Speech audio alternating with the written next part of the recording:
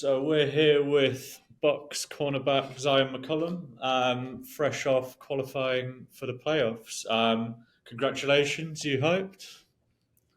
I appreciate it. No, it's big time. It's my third year in the league, and it's the third time going to playoffs. So tremendous blessing for sure. Yeah, there's not many fifth round draft picks who, played 17 games 2 years in a row, playoffs every year of their career. Yeah, I know exactly. I'm just taking it as it is, living in the present moment. Yeah. And starting off week 18 against the Saints, I've got you down 4 solo tackles, 2 assists, 4 passes defended. I think you were third in the NFL for those this season. How does your game feel like it's going at the minute? Are things, clicking into gear now? Yeah, things are starting to, come together. The puzzle is starting to get complete. And I mean, for the most part, us as a defensive whole are starting to work a lot better together. We're communicating a lot. Everybody's just doing their individual jobs. And we've had a lot of moving pieces in our defense throughout the season. A lot of guys go down, but it's been next man up mentality. And everybody's just kind of attacking it with the same mentality.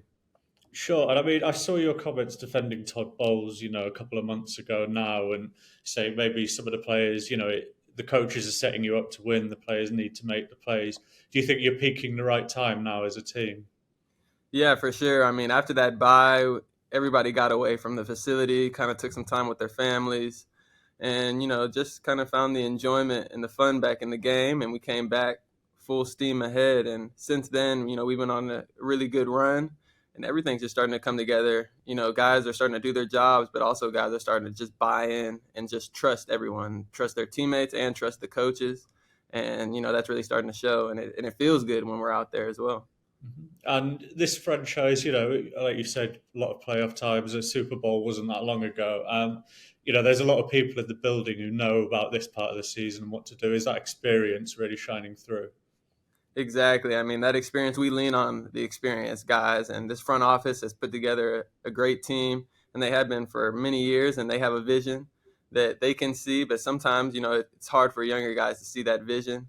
But we had guys like Mike Evans, Levante David, Will Golston, who have been in this league for 10, 11, 12, 13 plus years, and everybody does a good job of just being a sponge and soaking in all that information.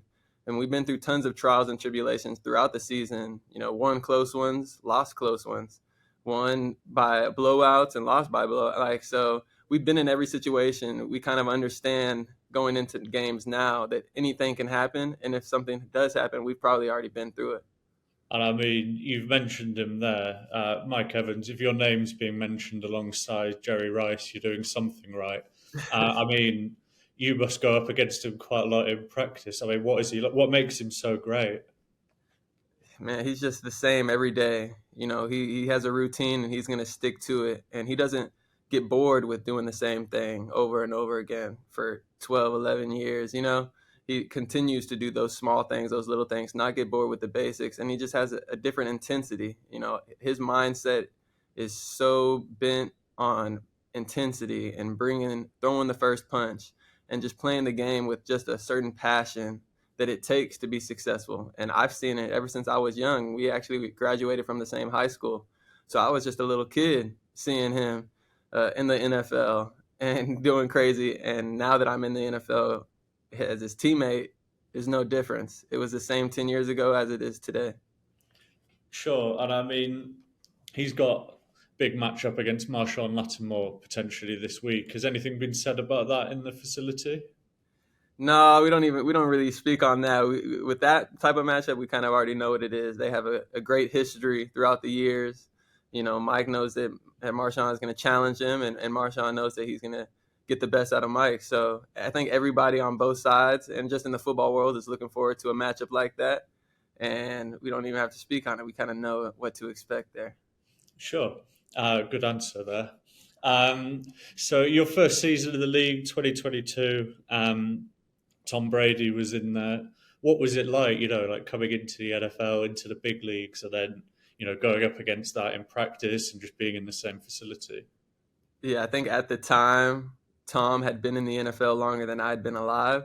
So going into a team and seeing somebody like that who we know is, the greatest of all time, it was just a surreal moment for me, being my first year in the league and, seeing a guy who, we used to talk about at the lunch table in middle school, and talk trash about and talk up and talk good about. And now I'm his teammate.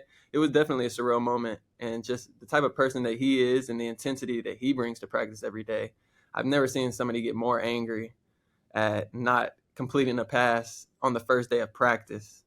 Like, this guy, he treats every day like it's game day.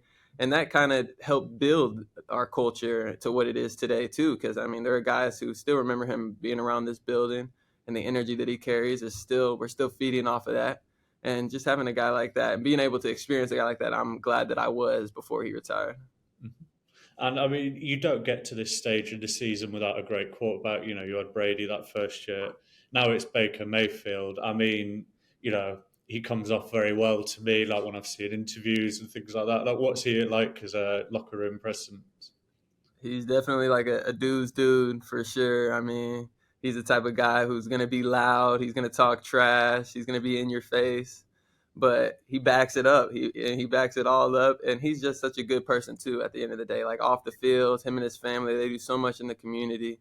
And he's always uplifting guys. He's always got a smile on his face, but he can have fun, too. And I think that's what everybody in the locker room loves the most about him, is that he just does a good job of making a serious situation just seem like it's just fun. Like, we've been playing this game since we were kids, and now we play it on a bigger stage.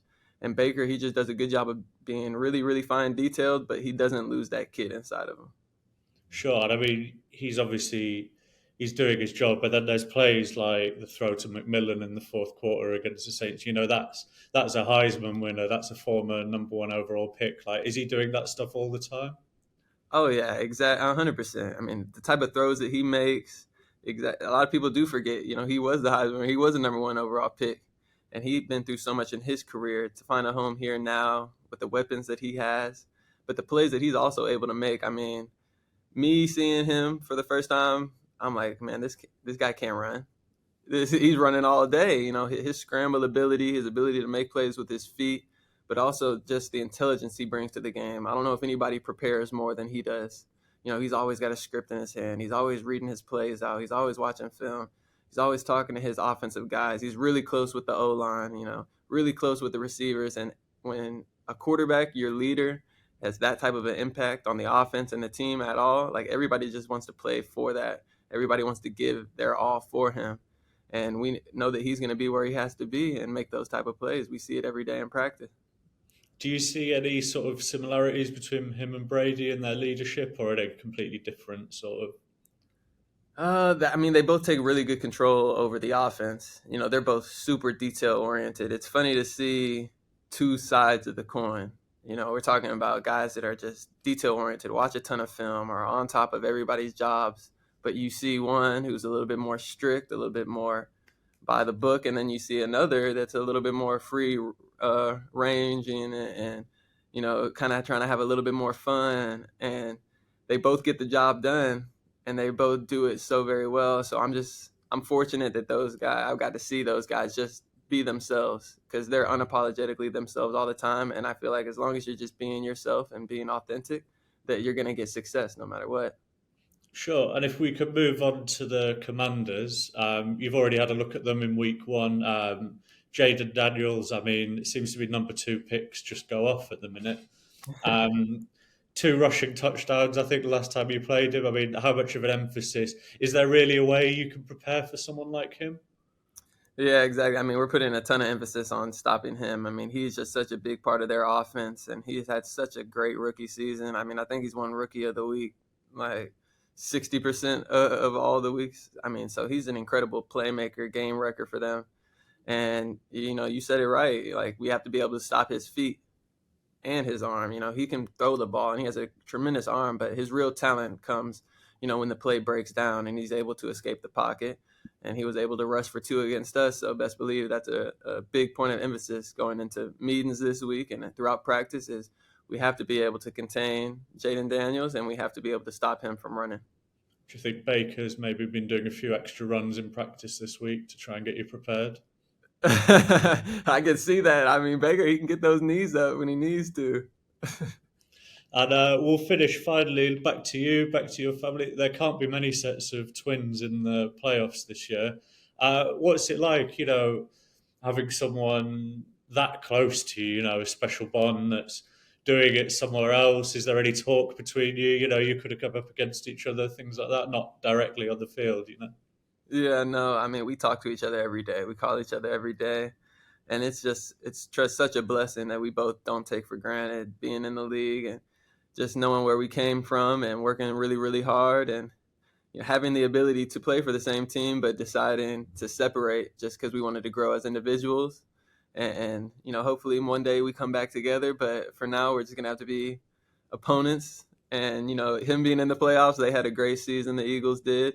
And I'm glad that we're there too. So, getting past this first one, and best believe we're talking about seeing each other in the playoffs later down the road. I Could need be, those bragging rights. could be very awkward at Thanksgiving next year. Very. For the loser, especially. Do you think your parents will do the old half and half jerseys? Oh yeah, my mom, she already has. She has a half and half jacket, a half and half jersey. We're about to get our grandpa a hoodie that half and half. So everybody, there it's a split household right now. So we'll see how it goes. I love it. Thank you so much for your time. I know you're busy getting ready. Good luck in the game, and really nice to speak to you. Of course, I appreciate the time.